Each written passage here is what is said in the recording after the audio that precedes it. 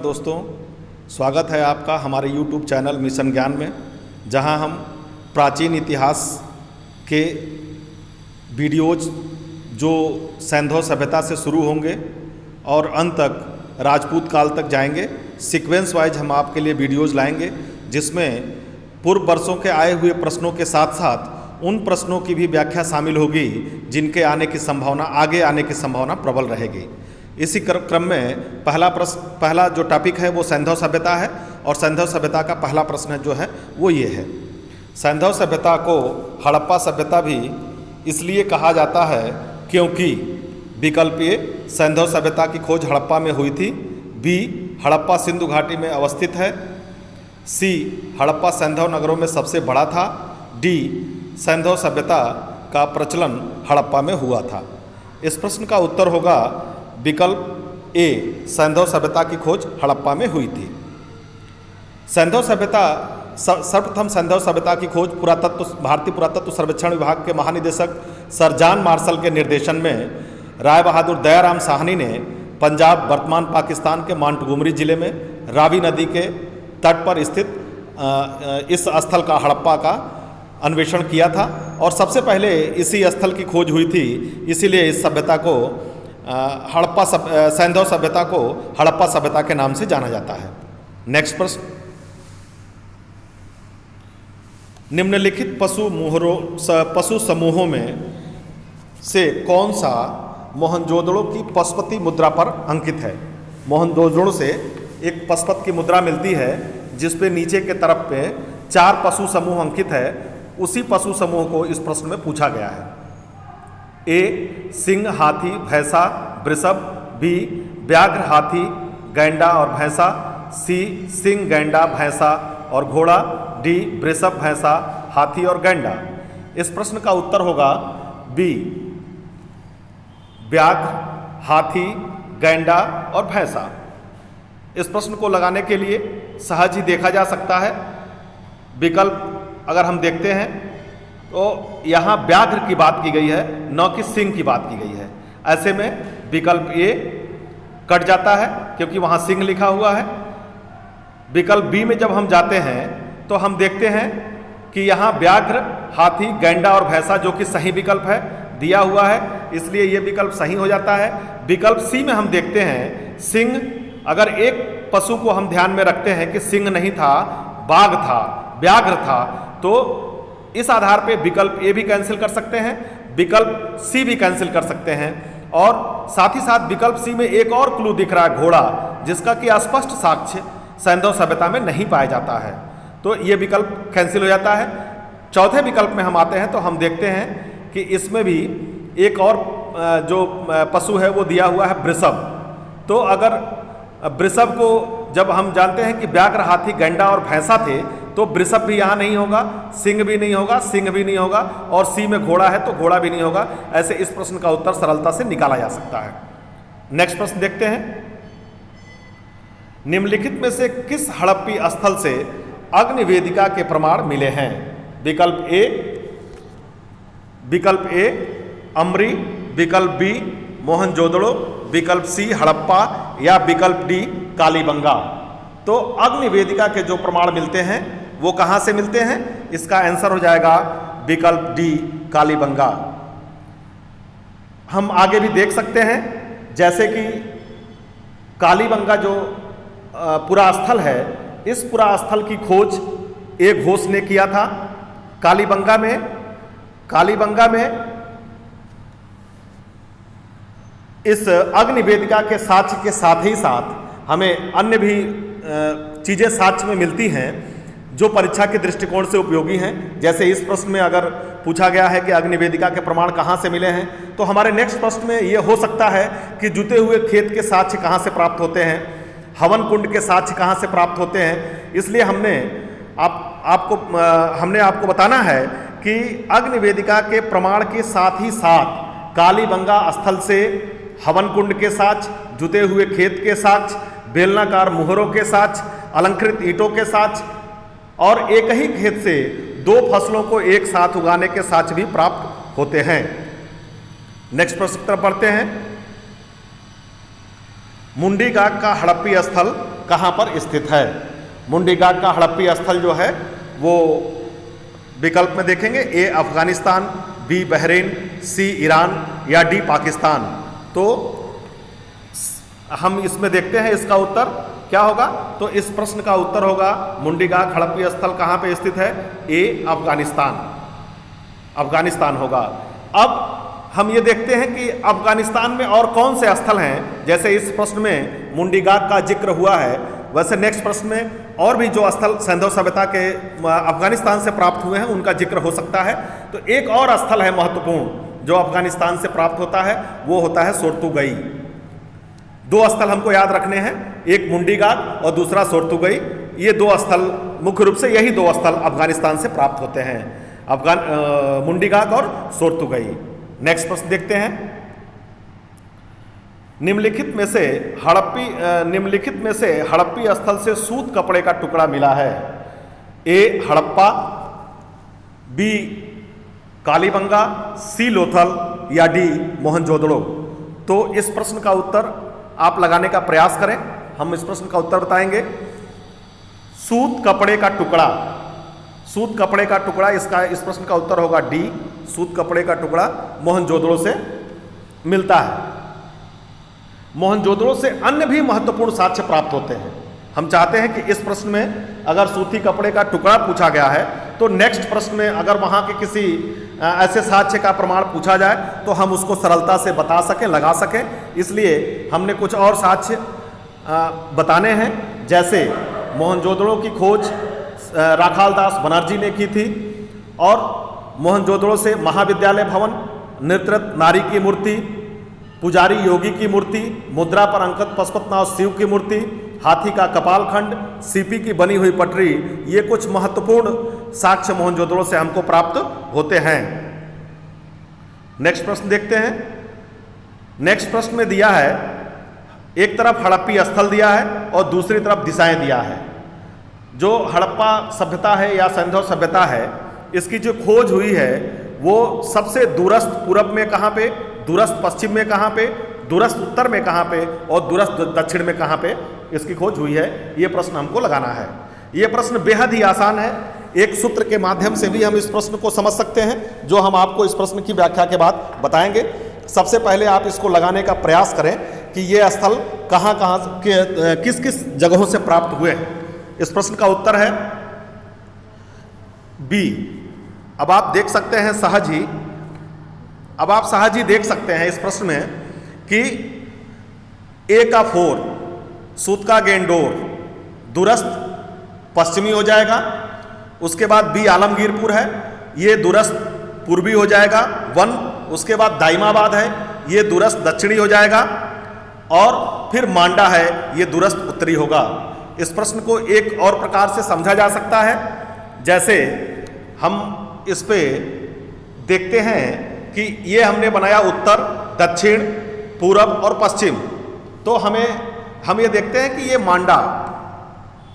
मांडा जो है ये क्या हो गया, ये हो गया दूरस्थ उत्तरी। और ये कहाँ स्थित है, तो ये जम्मू और कश्मीर में स्थित है। उसके बाद से नीचे हम देख सकते हैं दाइमाबाद, ये कहाँ पे स्थित है, दाइमाबाद। ये जो दाइमाबाद है ये महाराष्ट्र में स्थित है। ये क्या हो गया, ये दूरस्थ आपका दक्षिणी हो गया। फिर इसके बाद से दूरस्थ पूर्वी आता है, दूरस्थ पश्चिमी आता है। तो सबसे पहले पश्चिमी देख लेते हैं। दूरस्थ पश्चिमी जो है वो सूत का गेंडोर है, सूत का गेंडोर आएगा। और इसके बाद दूरस्थ पूर्वी में हम देखेंगे तो आलमगीरपुर आएगा। इसमें एक सूत्र है जिसके माध्यम से हम इसको याद कर सकते हैं। जैसे अगर हम देखते हैं कि सबसे ऊपर और सबसे नीचे को एक साथ मिलाते हैं तो ये बनता है माद। और अगर हम दूरस्थ पश्चिमी और दूरस्थ पूर्वी को मिलाते हैं तो ये बनता है सुआ।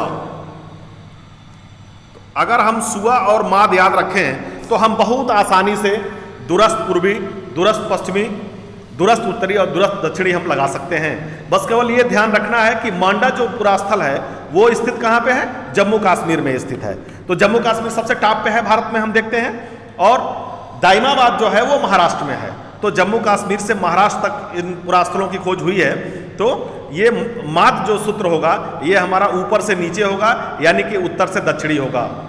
सूतका गेंडोर जो है वो कहाँ है? दूरस्थ पश्चिम में है। तो हमको ये ध्यान रखना होगा कि सूतका गेंडोर दूरस्थ पश्चिम में है, और जो दूरस्थ पूरब में है वो आलमगीरपुर कहीं और नहीं, हमारे प्रदेश उत्तर प्रदेश के मेरठ जिले में स्थित है। तो इस प्रश्न को हम इस तरह से बहुत आसानी से याद कर सकते हैं। नेक्स्ट प्रश्न की तरफ बढ़ते हैं। हड़प्पा सभ्यता का महास्नानागार किस पुरास्थल पर पाया गया है? ये प्रश्न काफ़ी सरल प्रश्न है, कई बार परीक्षा में पूछा गया है, और अभी जब बात हो रही थी मोहनजोदड़ो की, इस प्रश्न का उत्तर है बी, मोहनजोदड़ो। अभी जब प्रश्न में भी हम लोगों की बात हो रही थी तो वहाँ मोहनजोदड़ो से संबंधित कुछ और साक्ष्य हमने जिक्र किया था, जिसको आप पुनः वीडियो को पॉज करके और पीछे जाके सुन सकते हैं, आसानी से याद कर सकते हैं। नेक्स्ट प्रश्न की तरफ बढ़ते हैं। नेक्स्ट क्वेश्चन है, प्रारंभिक हड़प्पा स्तरों से एक ही खेत से 2 फसलों के उगाने के साक्ष्य प्राप्त होते हैं। इस प्रश्न का भी जिक्र हमने किया है। जब हम कालीबंगा का जिक्र कर रहे थे तो हमने जो संबंधित प्रश्न था उसके अलावा हमने बताया था कि एक ही खेत से 2 फसलों के उगाने के जो साक्ष्य प्राप्त होते हैं वो कालीबंगा से प्राप्त होते हैं, और इसके खोजकर्ता जो हैं वो एक घोष हैं कालीबंगा के। यहाँ से मैंने आपको हवन कुंड बताए थे, जुते हुए खेत का साक्ष्य बताया था, बेलनाकार मुहर बताया था, और अलंकृत ईंट बताया था। इस प्रश्न का उत्तर हो जाएगा सी, कालीबंगा। नेक्स्ट प्रश्न की तरफ बढ़ते हैं। नेक्स्ट प्रश्न है, भारत में मूर्ति पूजा कब से प्रारंभ होती है? बहुत ही आसान प्रश्न है, याद करने वाला प्रश्न है, और थोड़ा सा ध्यान रख के याद किया जा सकता है कि जहाँ से हमारी सभ्यताओं की खोज हुई, हम अभी ऊपर मोहनजोदड़ो में देख रहे थे पशुपति शिव की मूर्ति का जिक्र आया था, तो वही ये और कोई स्थल नहीं है। मूर्ति पूजा सैंधव सभ्यता से प्रारंभ होती है, और सैंधव सभ्यता से प्रारंभ होने के कारण ये इस प्रश्न का उत्तर हो जाएगा कब से प्रारंभ है, तो हड़प्पा काल से प्रारंभ है। इसका उत्तर हो जाएगा हड़प्पा काल से प्रारंभ है। नेक्स्ट प्रश्न देखते हैं। मांडा का पुरातात्विक स्थल जो भारत की सीमा के अंतर्गत हड़प्पा संस्कृति के सबसे उत्तरी छोर को चिन्हित करता है, किस नदी पर स्थित है? एक प्रश्न हमने जो अभी पढ़ा है इसके पहले, और उसमें हमने बताया है कि दूरस्थ पूर्वी कौन सा है, दूरस्थ पश्चिमी कौन सा है, दूरस्थ उत्तरी कौन सा है, दूरस्थ दक्षिणी कौन सा है। उसमें हमने बताया था कि ये मांडा जो है जम्मू कश्मीर में है। निश्चित रूप से अगर हम जम्मू चले जाएं, अपने दिमाग से जम्मू तक पहुंच जाएं कि हाँ ये स्थल जम्मू कश्मीर में है, तो ये नदियां हमारे जेहन में आएंगी कि कौन सी नदी है, लेकिन फिर भी इस विकल्पों में जम्मू कश्मीर की ही नदियां दी गई हैं। सिंधु है, चेनाब है, झेलम है। इसलिए हमको इसको जानना पड़ेगा कि ये जो पुरास्थल है, ये सबसे हमारा जो उत्तरी पुरास्थल है ये चेनाब नदी के तट पर स्थित है। इस प्रश्न का उत्तर हो जाएगा सी, चेनाब। नेक्स्ट क्वेश्चन देखते हैं। किस स्थल पर हड़प्पा संस्कृति के लोगों को घोड़े का घोड़े का ज्ञान था? थोड़ा सा डिफिकल्टी भरा प्रश्न इसलिए है कि अभी घोड़े के स्पष्ट साक्ष्य में प्राप्त नहीं होते हैं, लेकिन फिर भी विकल्प ए रोपड़, विकल्प बी कोटदीजी, विकल्प सी सुरकोटदा और विकल्प डी राखीगढ़ी, इन विकल्पों में जो एक साक्ष्य मिला है, घोड़े की हड्डी का साक्ष्य मिला है, और इस क्या नाम है कि इस पुरास्थल के जो खोजकर्ता हैं, इस सबसे पहले हम उत्तर बता देते हैं। इसका उत्तर होगा सी, सुरकोतड़ा। सुरकोतड़ा के जो पुरातत्व स्थल का जो अन्वेषण किए, जिन्होंने खोज किया सन 1964 में, वो जगपत जोशी जी थे। और ये सैंधव सभ्यता का ऐसा स्थल है सुरकोतड़ा जो सैंधव सभ्यता के पतन काल को दृष्टिगत कराता है। नेक्स्ट प्रश्न की तरफ बढ़ते हैं।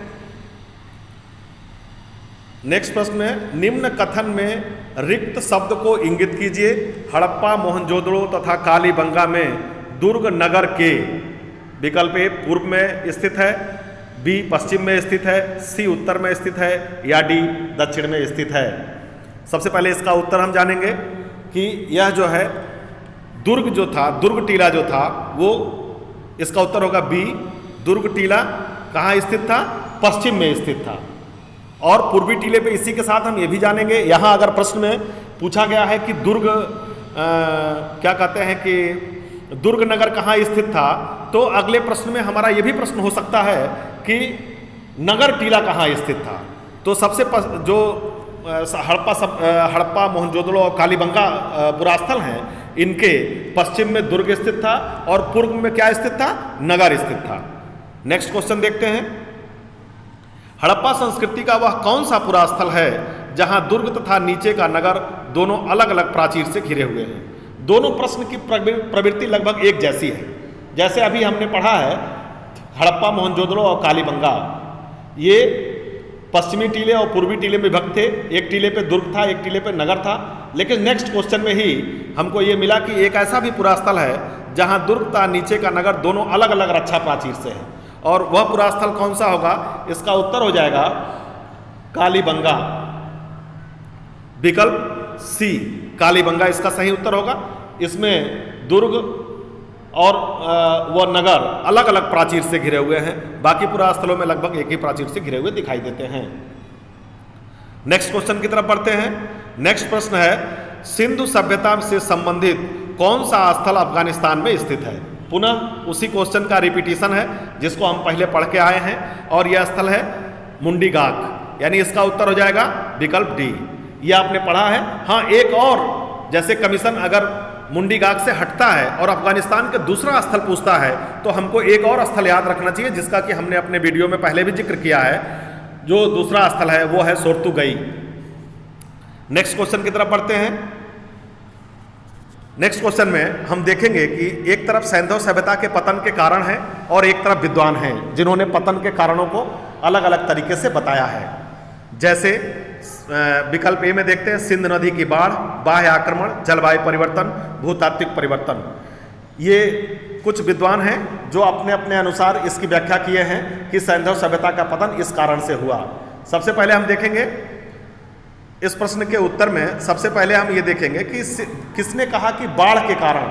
तो सिंधु नदी की बाढ़ के कारण इस प्रश्न को हम यही मिला देंगे। सिंधु नदी का पतन बाढ़ के कारण हुआ, इसको किसने कहा है? तो मार्शल और मैके ने कहा है। इसका हो जाएगा 4, मार्शल और मैके। फिर बाह्य आक्रमण आता है। बाह्य आक्रमण किसने कहा है? इसका हो जाएगा 2, गार्डन चाइल्ड एवं मार्टिमर व्हीलर। बाह्य आक्रमण, गार्डन चाइल्ड एवं मार्टिमर व्हीलर। फिर आता है जलवायु परिवर्तन। किसने कहा कि जलवायु परिवर्तन से हुआ है?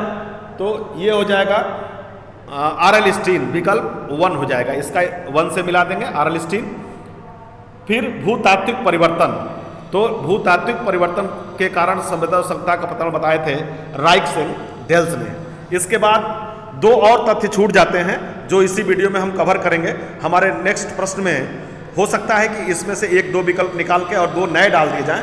जैसे प्रशासनिक शिथिलता, तो प्रशासनिक शिथिलता के कारण सैंधव सभ्यता के पतन को बताया था सर जॉन मार्शल ने। और एक और है प्राकृतिक आपदा। प्राकृतिक आपदा के कारण सैंधव सभ्यता के पतन के बारे में बताया था KUR कनेडी, और KUR कनेडी ने बताया था। नेक्स्ट क्वेश्चन देखते हैं। आज की वीडियो बस यहीं तक। नेक्स्ट सैंधव सभ्यता से महत्वपूर्ण तथ्यों को लेके खंड 2 में हम उपस्थित होंगे और आपको सैंधव सभ्यता इस तरह से बताई जाएगी जिससे कि सैंधव सभ्यता एक बार अगर आप इस वीडियो को खोल के देखते हैं तो उससे संबंधित सारे महत्वपूर्ण प्रश्न आपको तैयार हो जाएं और आपकी परीक्षाओं के लिए उपयोगी हों। धन्यवाद मित्रों।